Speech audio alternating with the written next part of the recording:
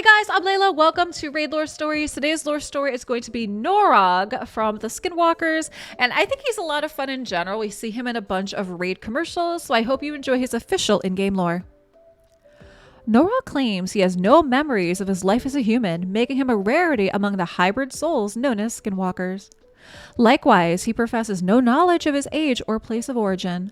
Since the Skinwalker curse is fundamentally derived from the undeath that blights Teleria, it is possible that Skinwalkers do not age, and that Norog is hundreds of years old. Those who follow Norog see him as a being out of legend, an icon, not a person. Many others see Norog as a fat, rude, tyrannical warlord whose crimes against the holds of Frostheim and the other denizens of the Red Spike Mountains stretch back to the extremity of living memory. They believe that if he is immortal, the imperative to slay him is even greater. Norog's gang of thick-skinned savage skinwalkers are pragmatically ruthless and methodically extortionate. They take relatively few lives, but have left hundreds of lives ruined. Norog himself craves not just violence, but spectacle, and the infuriated embarrassment of his foes, as well as vast quantities of food and drink and regular flattering from his subordinates. Appeasement only incites further rapacity from, and negotiations with him are fruitless and usually disgusting and humiliating to boot. One secret to Norog's success is his mysterious affinity for cold, letting both him and those in his service thrive in the wickedly frigid Red Spike Mountains. Under cover of howling gales and blinding blizzards, he charges into battle unhindered, his armor caked in rime and his bare pink skin radiating thick clouds of steam. Another advantage Norog possesses is the Skinwalker curse, which he wields as both an instrument of fear and as a recruiting tool, for he has learned that sometimes his mere presence can infect. Out of those not terrified by the prospect of being afflicted, many desperate folk are tempted by the primal power even a lowly Skinwalker obtains by fusion with a revenant spirit. For some, the transformation is their primary goal when joining Norog.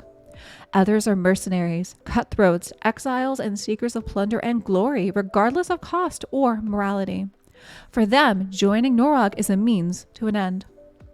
Though some of Norog's converts have challenged Norog's informal position of leadership, the results have only ever been blood-soaked snow, and Norog giving the tedious chore of cleansing his gigantic morning star and fiendishly spiked shield to the nearest unfortunate peon in his service. An illustrative example of Norog's tactics and disposition is the tale of the Lost Elven. Once a group of dwarves struck out to found a new outpost near a rich mineral vein deep in the Red Spike Range. Rappelling partially down into a massive crevice, they assessed a wall of sheet ice where they carved out a preliminary camp to prepare for the mining to come. Norog, loath to let anyone settle nearby for free, led his return to the site to shake down the newcomers and ascertain their worth to him. The dwarves, having planned for hostility from the locals, barricaded themselves in their makeshift settlement and refused to treat with him. In response, Norog gathered every available member of his warband and ordered them to find the biggest rocks they could lift. Then they gathered on the glacial sheet by the edge of the crevice above where the dwarves had made their hollowed-out rooms to live and work in. With a thunderous series of stomps, aided by the weight of the rocks they carried, they collapsed the whole side of the crevice. The dwarves, their settlement, Norog, and half his followers plunged into the gleaming azure void below.